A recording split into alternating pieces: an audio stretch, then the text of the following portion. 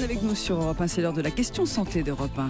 Patrick Alors Roger. avec les vacances, beaucoup se déplacent. Certains hésitent parce qu'il y a le mal des transports. Un mal qui serait lié à des facteurs génétiques. Bonjour, docteur Gérald Kierzek. Bonjour Patrick. C'est quoi exactement ce mal des transports alors Le mal des transports, c'est ce qu'on appelle nous en langage médical la cinétose. C'est une maladie du déplacement. Et ça vient d'où ? Ça vient d'une discordance entre ce que vos yeux vont percevoir, c'est-à-dire le paysage qui se déplace, que ce soit en voiture ou en bateau, et la discordance avec la perception de l'oreille qui, elle, ne bouge pas, puisque votre oreille interne, vous êtes dans la voiture, il n'y a pas de mouvement qui est perçu par rapport à l'environnement de la voiture. Et c'est cette discordance des signaux d'information qui va entraîner les symptômes qu'on connaît tous de ce mal des transports. Alors vous dites voiture, mais ça concerne tous les transports, non, j'imagine ? Ça concerne absolument tous les transports, notamment le bateau, c'est le fameux mal de mer, mais ça peut concerner aussi l'avion, c'est le mal de l'air, la voiture, le car, le train, et certaines personnes sont plus susceptibles d'avoir ce mal des transports, d'où cette piste génétique qui commence à être prouvée, et on sait que le mal des transports est plus courant chez les enfants, surtout les enfants de 2 à 12 ans.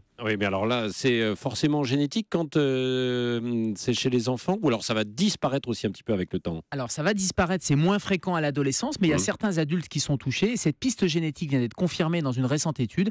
Alors c'est une prédisposition génétique, bien sûr il y a plusieurs facteurs, des facteurs environnementaux également, mais il y a une vraie sensibilité, une vraie susceptibilité génétique qui se manifeste. Voilà pourquoi certains enfants vont souffrir du mal des transports, alors que d'autres pourront tout à fait jouer, lire et ne subiront jamais ces symptômes. Alors que faire pour éviter d'être touché quand on est obligé de se déplacer ? Eh bien, il y a un certain nombre de précautions à prendre avant et pendant le transport. Donc avant le transport, on peut déjà prévenir en mangeant légèrement. Quand je dis manger légèrement, c'est qu'il faut éviter de partir l'estomac vide. Il faut manger légèrement, éviter tout ce qui est produit à base de lait, et les enfants devraient partir avec un petit déjeuner par exemple avant de prendre la voiture. Et quand vous êtes dans la voiture, mais ça peut être aussi dans le bateau, il faut à tout prix essayer de maintenir votre tête un peu fixe et d'avoir le regard à l'horizon pour limiter cette sensation de mouvement.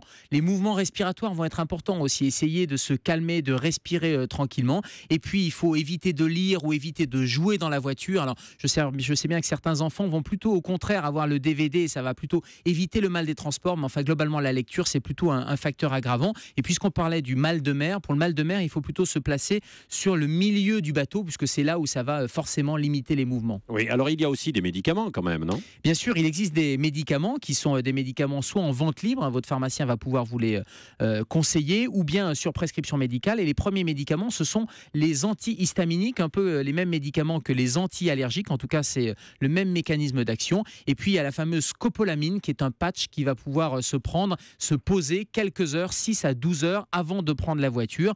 Attention quand même, un petit point vigilance sur ces médicaments qui peuvent avoir un certain nombre d'effets secondaires, et notamment si vous êtes conducteur, mais heureusement le mal des transports concerne moins souvent le conducteur que les passagers. Merci docteur Kierzek, à demain Gérald. À demain Patrick.